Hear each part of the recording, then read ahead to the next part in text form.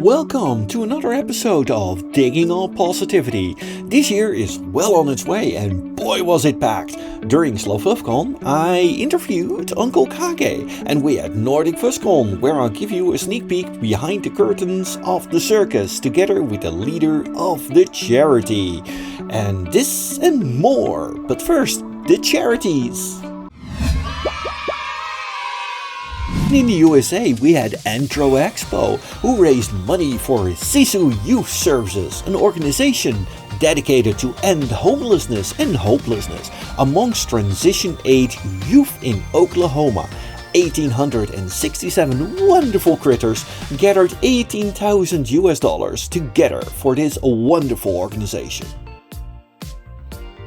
And at Fursquared, 2,795 fuzzies raised $31,536 for the Humane Animal Welfare Society, an open admission, no-kill shelter for both animals in need and animals in search of a loving forever home. For Seaside, Oregon, USA, the furry inflation numbers are in. 407 squeakerinos have raised $4,913.11 for Sunset Park and Recreation during this year's Get Out the Float. This is a 21% increase compared to last year, and I think this is really amazing. On top of that, $1,325 have been raised for this convention itself, so they can buy their own bouncy castles. Experts say that this section of the furry fandom is getting bigger each year, while critics warn that much of it might be based on air. Meanwhile, in the Netherlands, furries raised $289.18 for Stichting Hulphond, a Dutch organization that helps as many people as possible who really needs a guidance dog to ensure they have access to one. At City Furcon, 2,525 cute furballs have raised $35,000 for Wolf Creek Habitat and rescue. This money will be used to replace fencing, fix enclosures and rebuild platforms and shelters, together with other things such as planting trees. What should have been the start of an amazing convention got quite the shadow casted over it when Vita found out her camera equipment was stolen during the check-in day at NordicFuzzCon. One of her friends quickly started a GoFundMe, and before the convention was over, the goal was met with some truly amazing donations, with one going well over $1,000 in a loving display of the community. Together they raised $4,374.04 in that short amount of time. Over 1,000 beautiful beans in Australia have raised $12,867.93 together for the Kiwis' New Life Bird Rescue during a Melbourne Furry Convention. They do focus on rescuing lost, abandoned and neglected domestic birds, but they also aim to reunite lost birds with their owners and educate the public in general about responsible ownership of our beautiful, intelligent, feathered friends. The 1,179 visitors of a Lone Star Furcon together raised $4,000 for Queertopia. They focus on homelessness through an anti-racist lens while empowering their local community. Last month, NordicFuzzCon, my preferably home convention, took place, and besides raising money for our charity during an amazing convention, we visited the Ronald McDonald's house in Lund with Mousy and Iris. And for charity, let's give the word to Carino, our leader of the NordicFuzzCon charity team. How did you enjoy NordicFuzzCon? Wow, that is a question that encompasses so many things. First of all, I have to say that I have been in the charity team since 2018, and I have seen a lot of development both within the department but also within NFC itself. But I can confidently say that this year for the charity was one of the best years that I have experienced. I am so proud of my team and what they have been able to do. They've worked so hard. They have worked so hard, and I'm just really proud. And I think that we have a very good foundation to sort of like already moving on to next year and doing bigger and better things always. Oh, that is amazing to hear. How much did you raise this year? For this year, we collected 383,307 Swedish krona. Oh, wow. Let's see. That is 42,487 US dollars and 36 cents. For which charity did you raise this? This was for the Swedish charity Roxy. They have collaborations all over Sweden, and they take care of rats and other small hamsters, chinchillas. I bet that Mousy and Iris were very happy to hear that. Oh yeah, they were super excited. They took a lot of pictures with them, but also with other rodent fursuiters. And there are quite a few, and they are interested in getting in touch with any rodent fursuiters that they did not meet or get in contact with during the convention. So, if you got any photos, just let us know. Yes, and the charity would definitely want to speak to you guys. None of them had been to any sort of convention before. They were so excited, and they participated in so much and got in contact with so many of our attendees. They also want to continue to help us in the years going on. They were just so happy to see our world that they wanted to be a part of it. Yeah, because one of them actually became a volunteer at NordicFuzzCon, so I'm looking forward to work with her next year, and also with you. Thank you very much for your time. Thank you. Welcome to this episode of Digging Up Positivity's interview. My special guest of this month is Onkel Kage, and we are recording this at SlofluffCon, one of the best conventions in the world in Slovenia. It is the largest convention in Slovenia. The largest even. Yes. It was such a blast. We just had the closing ceremony, and well, you were all over the schedule, and so was I. And I think that we did a great con together. It's hard for me really to judge. I know that you did a good job. I might have had a little too much wine to drink, so it's difficult for me to judge. So I'll take your word for it. All right. Well, we did try to have an interview earlier. That was in Magdeburg during the plague years. Yes. However, that was in a very busy hotel.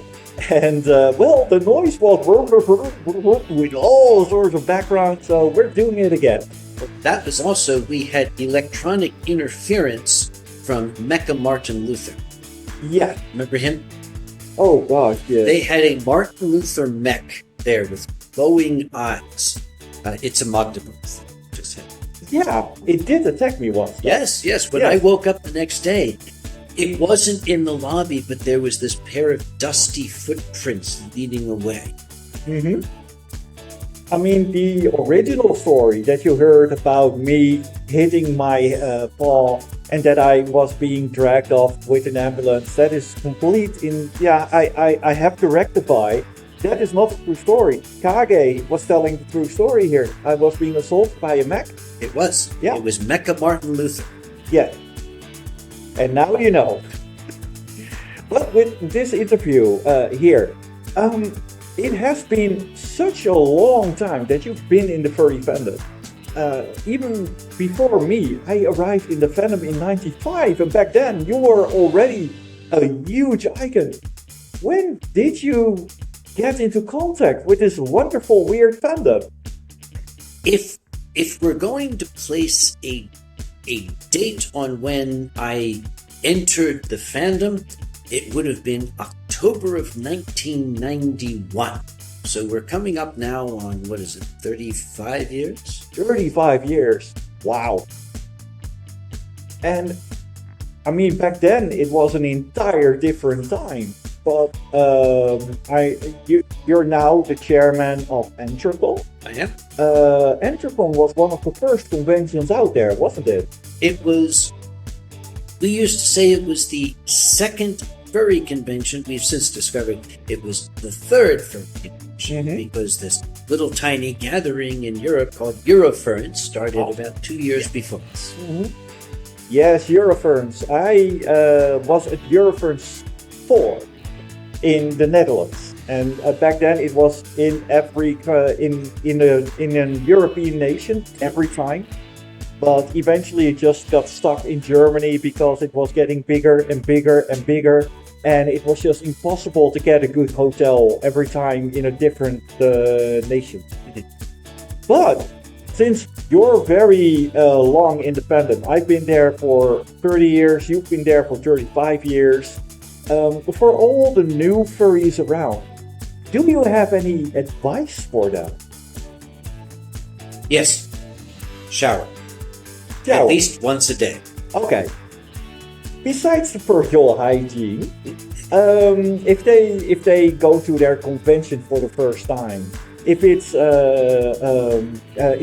their very first time in the fandom, in all those years, have you learned some lessons from, hey, I can tell this to new furs that makes it easier to find friends or their own spot in this wonderful fandom? There's two pieces of advice that I can give to folks. When you go to a convention, there's going to be programming, and the programming will be on topics that interest you. If you go into that room is going to be full of people who have the same interest that you do. That is a perfect recipe for making friends. So if you see a topic of programming that you're interested in, you should go to. The other thing that I want folk to recognize, something that is unique about this fandom, something I only realized myself recently. What makes this different from everything else? We furries, we as furries, we create what we call our fursuns. Those are our idealized self. And then we step into that ideal self. And by playing that role, it teaches us to better be our ideal self. I don't think there's any other fandom that offers that potential to unlock your true potential. That is a very, very wise advice, yes. Prost. Pretty out. Oh, sorry, this is Netherlandish.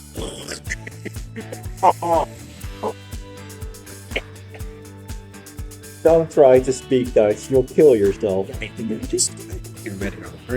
Okay. What's... Well, in all these wonderful years, what has been your favorite moment to date? Wow. My favorite moment, my goodness. I've had a lot of good moments. By good moments, the ones that I define as the best ones are the ones where in the panic and stress of running a convention, something happens that makes it all worth it. If I see someone smile who needed to smile, that makes it worth it. One of my favorite moments, I will always remember, this happened during AnthroExpo's public fursuit parade. My friend Alkali Bismuth, he overheard this, and he quickly ran to me, and he said, I have to tell you what I just heard. I heard a little girl say, oh my gosh, it's like all of my stuffed animals have come to life. That made everything worth it that year. That very moment, it was all worth it. So good. And also, every year, AnthroExpo is a highlight in the furry charity index, where I index all the charities from the furries worldwide, at least all that I can find. Can you tell a little bit about AnthroExpo's charity of this year?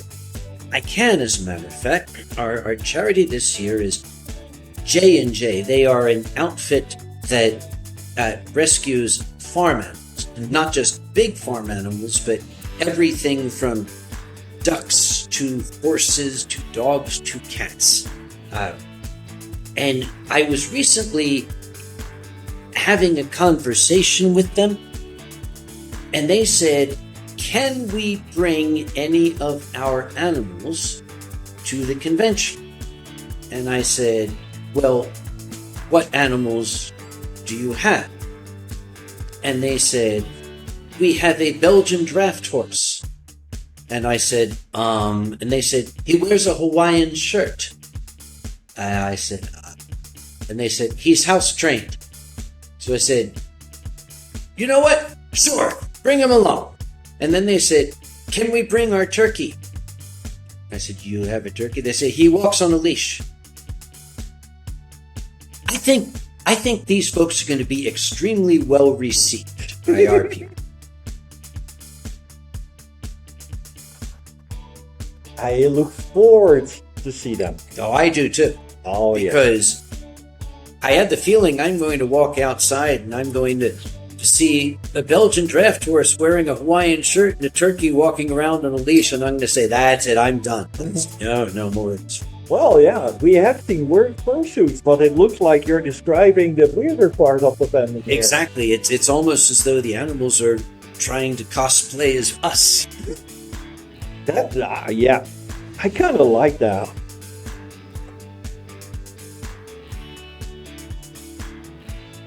Good line. It is German. It is a Weissburgunder, but it's from Moselland. They have been making wine in this region of Germany since the days of the Roman Empire. They know what they're doing. Oh, yes, absolutely.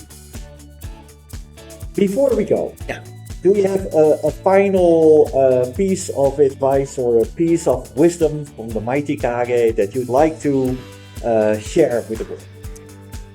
Well, first off, the Kage is far from mighty. He's an old man who drinks too much and never shuts up. But I guess if I have to give the world a piece of wisdom, I want you all to remember this. Every other fandom out there is a consumer fandom. Now, I don't mean that in a mean sense, but it's true. A studio makes a movie, or a writer writes a book, and people become fans of the movie, they become fans of the book. We make our own fan. We're a producer fan. And that means every single person who attends a convention, whether they draw, whether they make fursuits, whether they can dance, it doesn't matter what they do. Every single one of them is a creator. And that makes us as furries the greatest collection of dreamers that the world has ever known. And especially today, the world needs its dreamers. I would say, never stop dreaming. That is wonderful. Thank you very much for this amazing interview. And let's have a good last evening at SlofluffCon. Dankjewel. Proost. Geen dank. Many thanks to all of you for staying with me till the very end. I will be streaming pretty much every Monday, both on YouTube and on Twitch, with some relaxing music and artwork. Which brings me to the following special critters, supporter of my work and making this all possible. On Patreon we have Manic Crux, Taros Blackburn, Tantru McNally, Cosmic with a K, Ishnula, Elsdeckers, Scorechaser. On YouTube we have our members Rex the Warhorse, Eric Bernison, Joey and Mavi, Witter and Longtooth. And of course we have our Twitch subscribers Light Nympha, Falconio, Lady Lian, Jake RG, Hanzana Janssen, Ayabruyin, Svex the Mischievous Fox and Longtooth. The next episode of Digging Up Positivity will be on April the 4th. Hope to see you there and stay awesome and all the hugs!